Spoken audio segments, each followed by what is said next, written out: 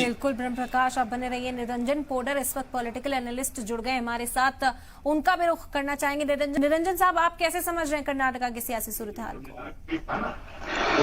देखिए साहिबा, मैं निश्चित रूप से आपको बताना चाहता हूं कि जिस तरीके से कांग्रेस कर्नाटका के अंदर एक स्पष्ट और बहुत अच्छी मेजोरिटी लेकर के चुनाव जीती, मैंने उस दिन भी आपको कहा, जिस दिन चुनाव परिणाम आया था, कि कदाचित कांग्रेस के लिए मेरे हिसाब से थोड़ी सी अभी माथापच्ची और चुनौती अभी कांग्रेस के लिए बाकी है।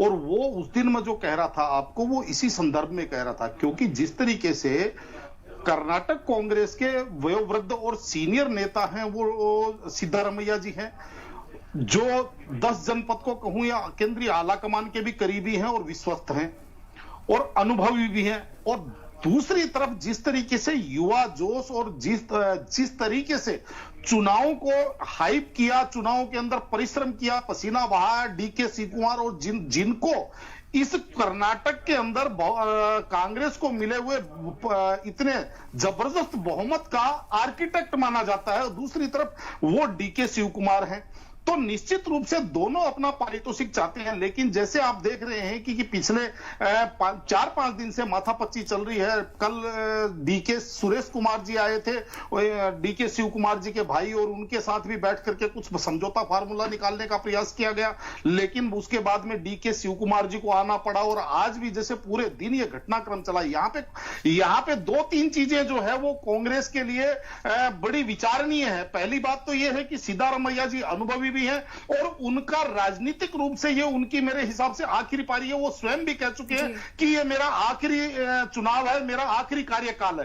तो वो भी ये चाहेंगे कि राजनीति से उनकी विदाई जो है वो सम्मान हो। यानी कि सीधी आपको मैं बताऊं कि अपने अंतिम पारी के अंदर, अपने अंतिम राजनीति के अंतिम कार्यकाल की चरण में वो बहुत शानदार कुछ ऐसा करके जाना चाहते हैं कि जिससे वहां की पब्लिक उनको याद रखे। और दूसरी तरफ डीके शिव कुमार, जिनको आला कमान मेरे हिसाब से पारितोषिक देना भी चाहता है और वो डिजर्व भी करते हैं, लेकिन उनके ऊपर कुछ मामले ऐसे चल रहे हैं जो कोर्ट के अंदर अभी लंबित हैं, कुछ भ्रष्टाचार के भी मामले हैं।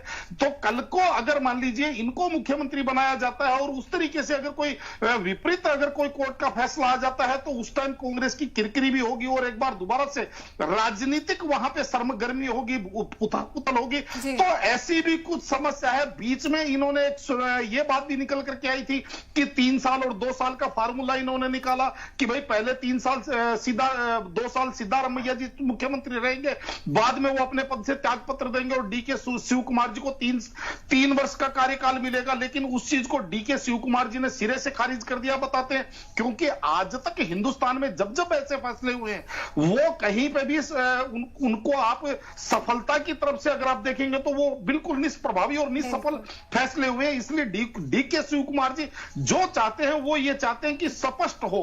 तो यहां पे थोड़ा सा अभी ये देखिए, ये मान मनोबल और माथापच्ची चल रही है, लेकिन मुझे ऐसा लगता है कि अगले मैक्सिमम से मैक्सिमम 24 या 36 घंटे के अंदर इस चीज की मेरे हिसाब से कुछ ना कुछ पूर्णता पे ये पहुंचेंगे, आला कमान पूर्णता पे पहुंचेंगे, क्योंकि खड़गे जी कर्नाटक से आते हैं और खड़गे जी इस टाइम राष्ट्रीय पद बिल्कुल। और निरंजन साहब इसीलिए है वो किया जाता है। बहरहाल बहुत शुक्रिया आप लोगों का अपना कीमती वक्त हमें देने के लिए, इस चर्चा में शामिल होने के लिए। और